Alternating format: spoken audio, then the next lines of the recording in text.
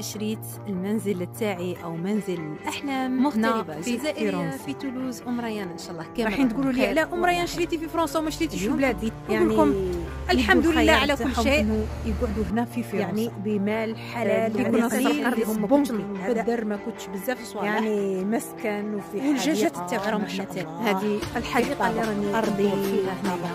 العام اللي فات يوم عندي حديقه اخي كبيرا بيوم فقط اخي يعني يوم الجمعة ضروري يوم يعني حزن ألم شنقول في عندي عام دروك عندي عام نقولوا نخرج الأتات دخلت أنا 23 في الجزائر نقولوا كنت تفقد لي كاع الصوالح والأمور أنا نزيد 700 أورو 800 أورو في الشهر يعني كان مثل تاعي أنا اسمي بوراقية أنا درت راني فرحانة بيه قدي وقد وليداتي شري وإنما يعني ماشي كاع المعيشة راني ماشي يمكن أكثر الذهب هو اللي غادي يفيدك في هذه المراحل والدراهم راح يروح ولك فما عين وكاع والشوارع نعطيك نصيحة ما تلويش تغيز عندي الراند عندي الكرمة عندي كل شيء الامور تاعك يسهلوا لك ما تبدليش انت تطلع فيك تروحي تشوفي فلانه دارت نروح ندير لها وراني القدره عليك انت اختي اي كلمه انا نقول لك غير غرفه واحده وانما هي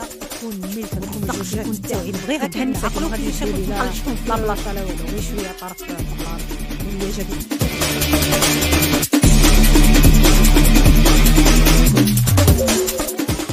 ايضا انه كاين بزاف دي ترافو راح نعملهم في البيت فيه صالون فيه كراج فيه اكيد شغليه تاع المعيشه شويه كما نقولوا عزكم الله انا راح نبارطاجي معكم بعض المقتطفات واش بندير كما هكا بعض الامور فقط اشياء جميله فقط البيضاء ندير هذيك دوغي هذا الخشب بنت راح نديرها بيضاء ولا تكدوغي الارضيه خرجناها الباركي واجد لكم هذا اول ترافو اللي بعض الاعمال اخرى في المنزل ان شاء الله رحنا والى فيديو اخر. شكرا مطلع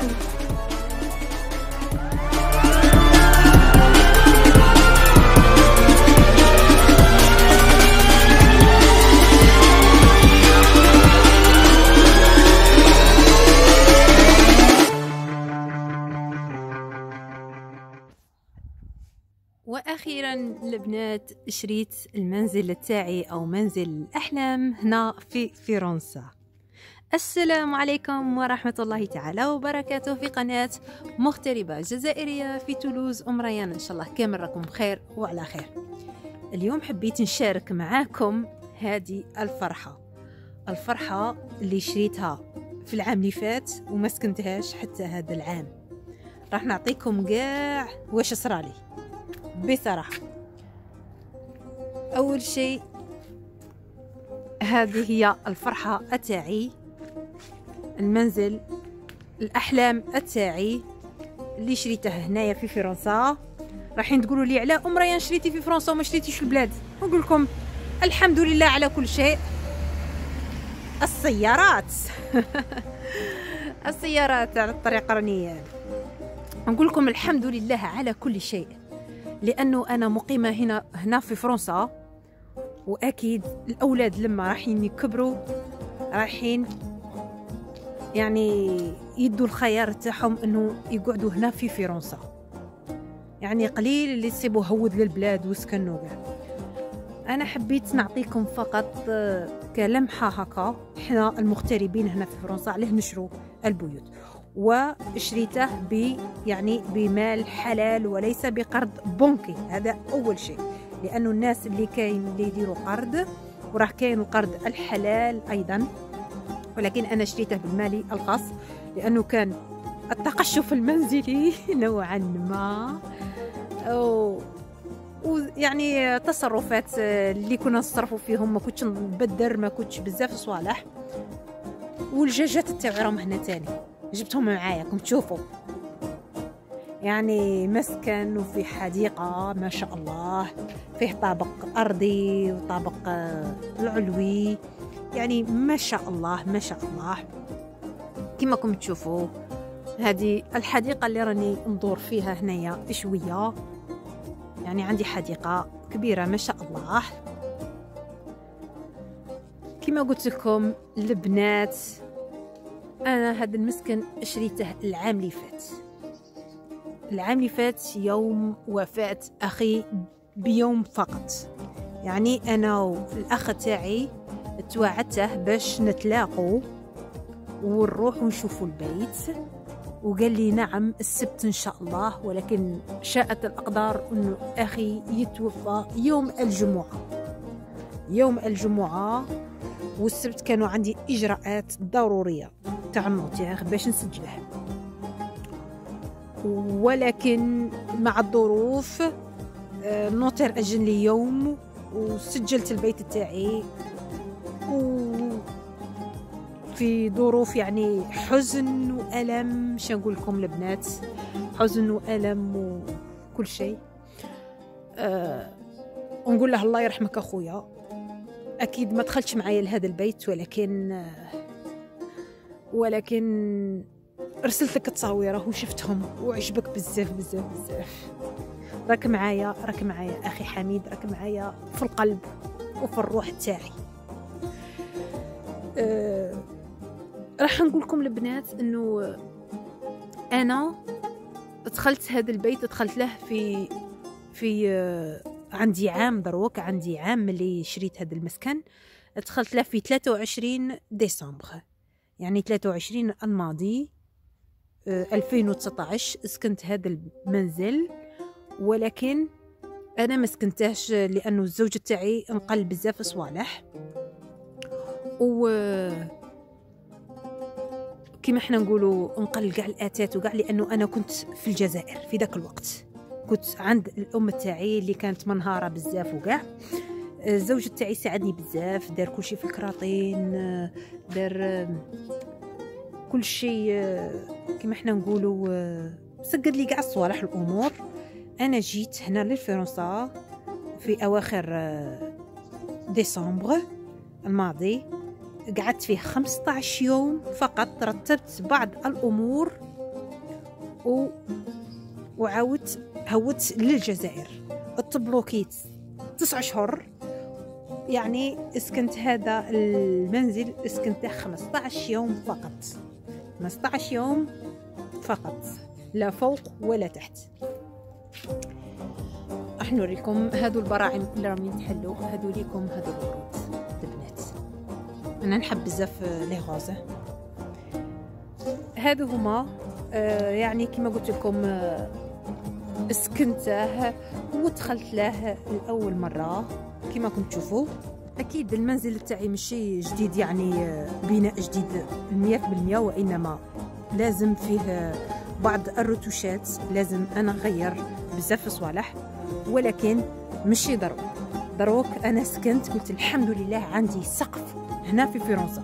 الحمد لله خرجت من الكرا يعني كنت 700 أورو 800 أورو في الشهر، يعني كان كاتاستروف بصراحة.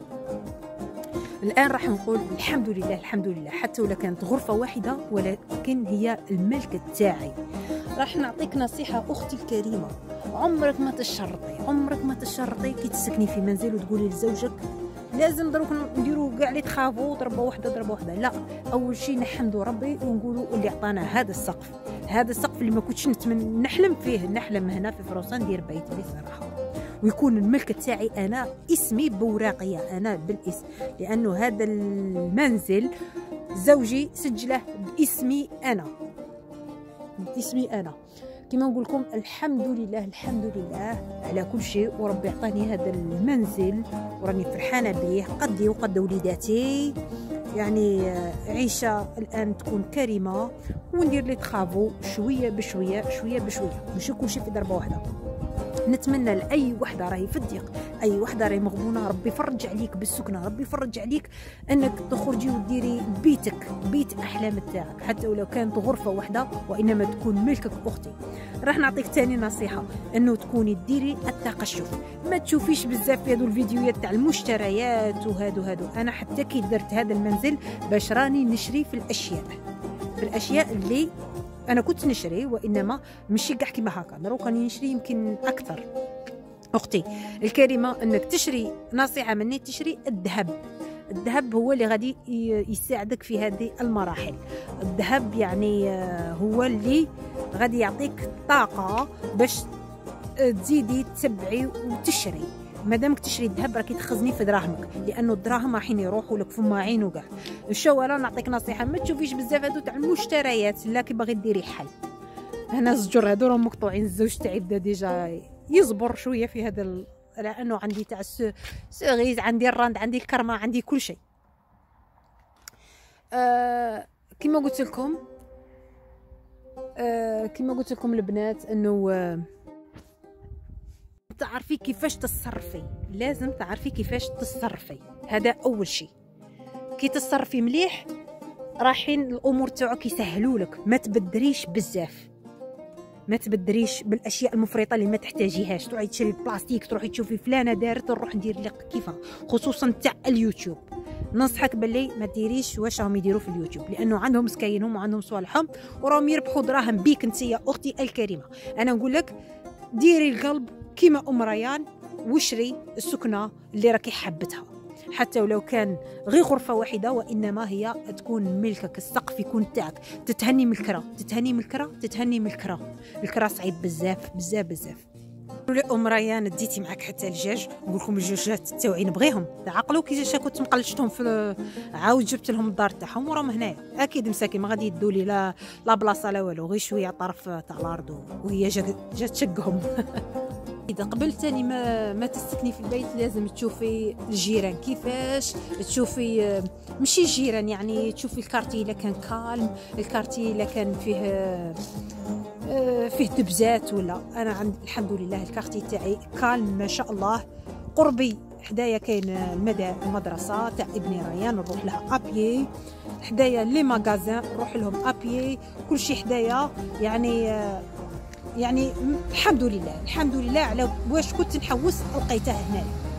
اكيد ايضا انه كاين بزاف دي ترافو راح نعملهم في البيت قلت لكم ما شاء الله كبير، فيه 4 غرف نوم الفوق، فيه صالون، فيه كراج، فيه غرفة معيشة او صالون، كويزين، يعني كل شيء كاع الامور الحمد لله. خرجت من الضيق وجيت للوسع، واكيد راح نشارك معكم بعض المقتطفات اللي واش زوجي دار. اكيد في الغياب تاعي زوجي بنتر شويه، كما حنا نقولوا عزكم الله التواليت وصل دو بان، قلع لهم دوك الورق البابي بان ودار. ولكن الان انا راح نبارطاجي معكم بعض المقتطفات الزوج تاعي واش دار، كما ارضيه لو باركي، واش بنتر كما هكا بعض الامور فقط. واكيد راح يجوا ايام ايضا اللي راح نشاركها معكم في تفاصيل اخرى، في ديكورات، في غرفه النوم تاعي، اشياء جميله. فقط تبعوني وما تنسونيش باللايكات البنات، وبارطاجوا لي فيديو تاعي. ان شاء الله منا هاك راح يكونوا الاشياء جميله جدا راح نبارطاجيها معكم، وتدوا افكار ان شاء الله. الان راح نوريكم الزوج تاعي اش راه يخدم. اول شيء الزوج تاعي راه يفرش في هذا يجيك البابي انيمينيون. هنا رانا صلحنا كاع حد الرحبه، كاع صلحناها باش نركبوه على النقا. ديجا الزوج تاعي راه بنتر قبل ما يبلاصي الباركي.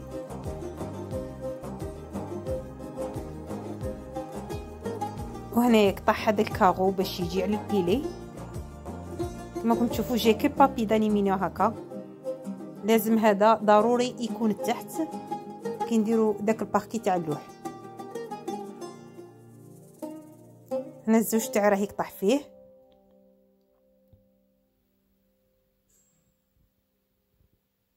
هنا راه فرشه كاع، وبدا بالبلاكه الاولى تاع الباركي يبلاصي فيها.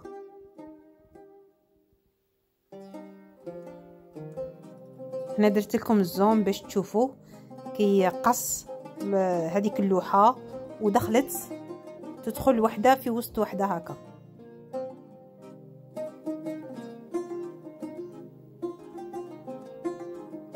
هنا ديجا بدا بدا يدي في العبر يقص ويدخل فيهم. هذه هي النتيجه الاخيره تاع هذه الغرفه اللي الزوج تاعي حتى يكمل خدمها الباركي وشاركته معكم.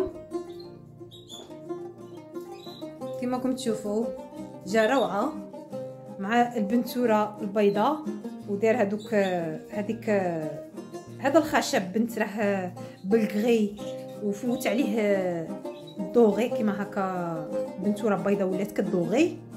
خرجنا هذا كما راكم تشوفوا لي بلانت اللي دارهم كما هكا، والارضيه من نوع الباركي اللي وريت لكم كل تفاصيله، واش فرشنا من تحت واش درنا. هذا اول تخافو اللي قمنا به في هذه الغرفه.